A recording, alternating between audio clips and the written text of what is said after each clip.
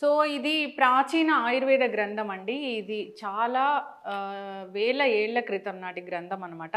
జనరల్‌గా తాళపత్ర గ్రంథాల్లో రచించినవి దీంట్లో ఒక బుక్ లాగా తయారు చేసి ఇచ్చారు. అది కొన్ని కొన్ని మిగిలినవి.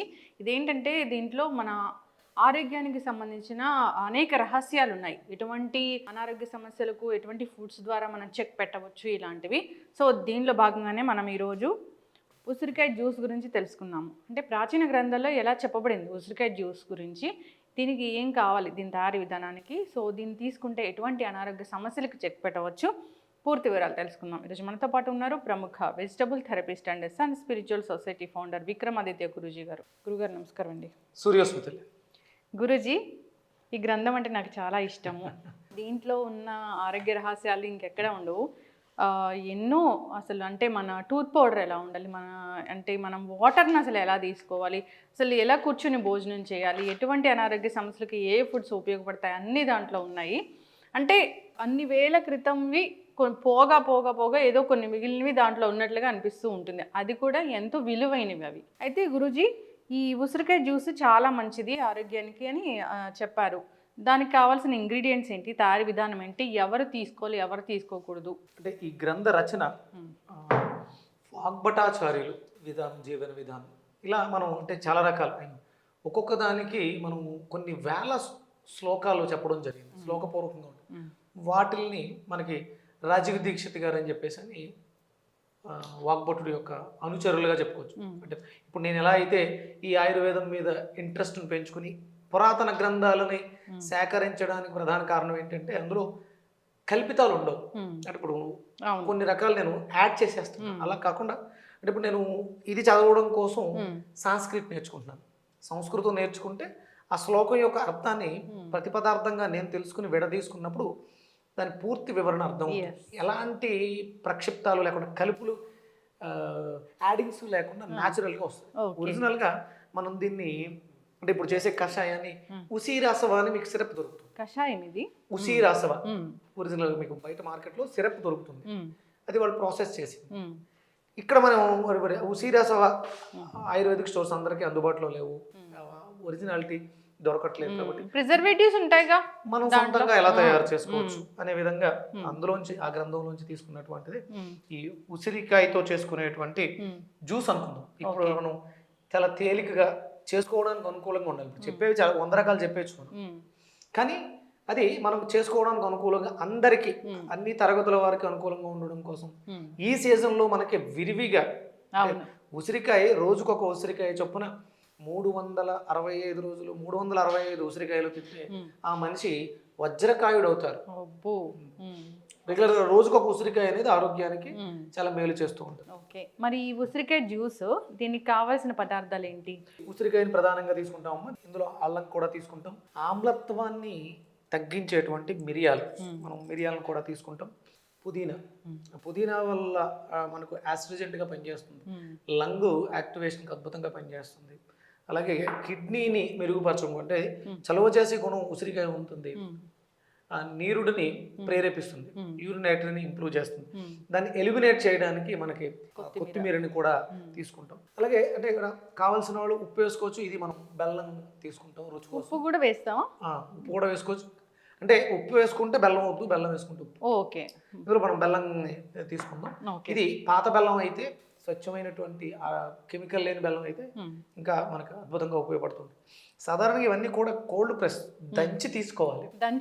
ఒరిజినల్గా మరి మనకి దంచుకునేవి పెద్దవి లేవు కాబట్టి మనం మిక్సీ చేస్తాం. పూర్వం అంతా కూడా దంచే ఎక్కువ తీసుకునేవారు. రసం పిండుకోవడం, తెల్లటి బట్టలో వేసి, అంటే కోల్డ్ ప్రెస్ వల్ల ఒత్తిడి ద్వారా తీసిన దాంట్లో గుణాలు చెదిరిపోకుండా ఉంటాయి. ఇప్పుడు ఇక్కడ మనం ఆక్సీకరణ జరుగుతుంది మిక్సీలో.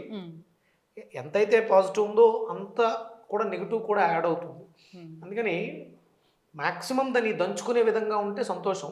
ఇక తప్పదు అన్న పరిస్థితుల్లో మరీ ఎక్కువ స్పీడ్ కాకుండా స్లోగా మిక్సీలో లో స్పీడ్లో దాన్ని మిక్సీ చేసుకుని మెత్తగా చేసుకుని వడకొట్టుకోవడం ద్వారా దాన్ని తీసుకోవచ్చు. ఓకే, అయితే ముందుగా ఇవి పచ్చిగానే తీసుకోవాలి అంతే కదా?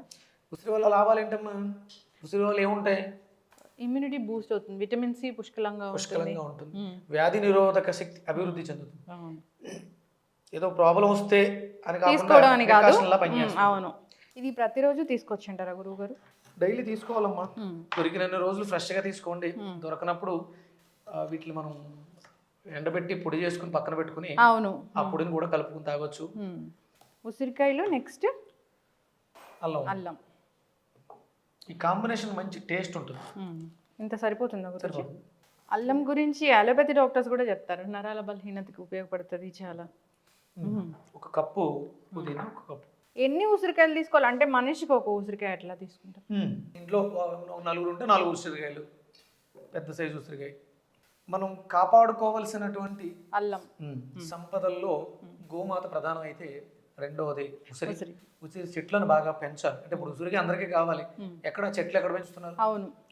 అందుకని కంపల్సరీ మనకి అవకాశం ఉంటే ఉసిరి చెట్లను ఎంత ఎక్కువ పెంచితే అంత భవిష్యత్తు తరాల వాళ్ళకి బాగా ఉపయోగపడతాయి. ఎస్ గురూజీ. సో కొత్తిమీర మన ఇష్టం. ఒక కప్ 1 కప్.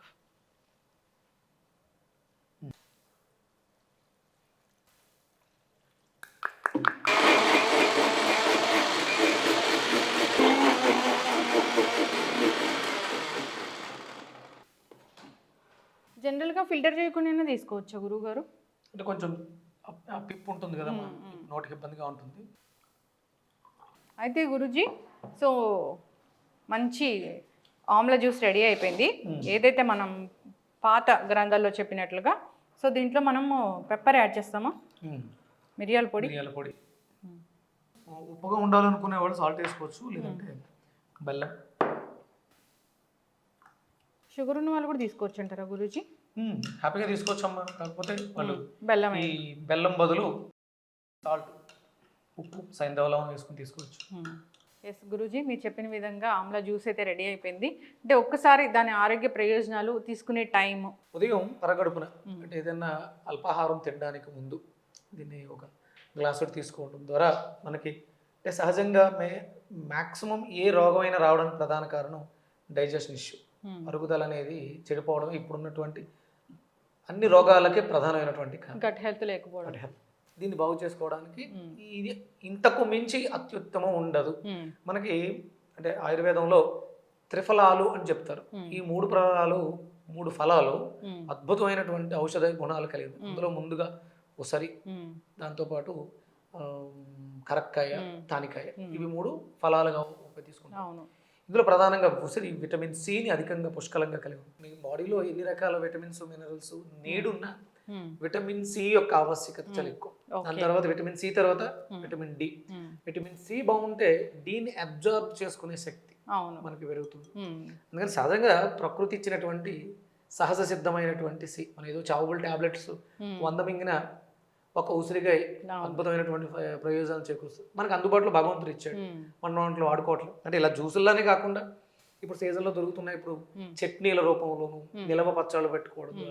నిలవ పచ్చళ్ళ వల్ల ఎలాంటి ప్రమాదం లేదు, నిలవ పచ్చళ్ళు వాడుకోవచ్చు. దాన్ని సశాస్త్రీయంగా శాస్త్రం ఎలా నిలవ ఉంచాలని చెప్పిందో దానికి తగ్గట్టుగా ఇవి స్టాండర్డ్గా నిలవలకి కూడా చేసేసుకోవచ్చు.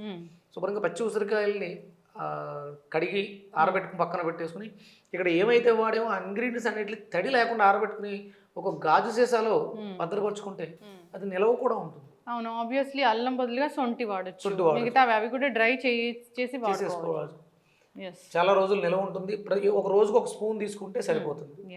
చక్కటి ఇన్ఫర్మేషన్ గురువు గారు. సో అందరూ ఉదయాన్నే కాఫీ, టీలు ఇలాంటి వాటి బదులుగా ఇలాంటి గ్రీన్ జ్యూస్ ఒకటి మంచిది తీసుకుంటే ఇప్పుడు మన అలవాట్లు పూర్తిగా మార్చేసుకోలేము. కాఫీలు తాగలేకుండా ఉండలేము. సరే, కాఫీ తాగేసిన తర్వాత ఒక హాఫ్ అన్ అవర్ గ్యాప్ ఇచ్చి, లేకపోతే ఇది తాగిన తర్వాత ఒక హాఫ్ అన్ అవర్ ఆగి కాఫీ, టీలు లాంటివి అలవాటు ఉంటే తీసుకోవచ్చు. అందులో కూడా ఎక్కడైనా సరే పంచదార అనేది వాడటం మానేస్తే చాలా మంచిది. ఇప్పుడు ఇది గట్ హెల్త్ కి మంచిగా పనిచేస్తుంది. విటమిన్ సి ఉంటుంది, ఇమ్యూనిటీ బూస్టింగ్ కి బాగుంటుంది. కళ్ళు విజన్ ఇంప్రూవ్మెంట్ కి చాలా అద్భుతంగా ఉపయోగపడుతుంది. చర్మం నిగారింపుకు బాగా ఉపయోగపడుతుంది. కేశాలు షైనింగ్ ఉండడానికి ఒకటేంటమ్మా 100 రకాలు ఆమ్లా షాంపూ అని వాడుతూ ఉంటాము. ఎక్స్టర్నల్ గా వాడతాం. ఇంటర్నల్ గా తీసుకోవడం వల్ల అద్భుతమైనటువంటి ప్రయోజనాలు చేకూరుస్తున్నాం. ఖచ్చితంగా గురువు గారు. సో అందరు కూడా ఈ మంచి అలవాటు చేసుకోవాలని కోరుకుందాం. ఇప్పుడు సీజనే కాదు, ఏ సీజన్లో అయినా దొరుకుతున్నాయి. సో కాకపోతే మంచివి ఆ సీజన్లో వచ్చే వాటిలో ఏ సీజన్ ఆ సీజన్ తీసుకోవాల్సినవి కంపల్సరీ తీసుకోవాలి. అన్ సీజన్లో తీసుకోవడం మంచిదే అంటే ప్రాసెస్ చేసి తీసుకోవడం మంచిది. చక్కటి ఇన్ఫర్మేషన్ గురువు గారు. సూర్యస్మి.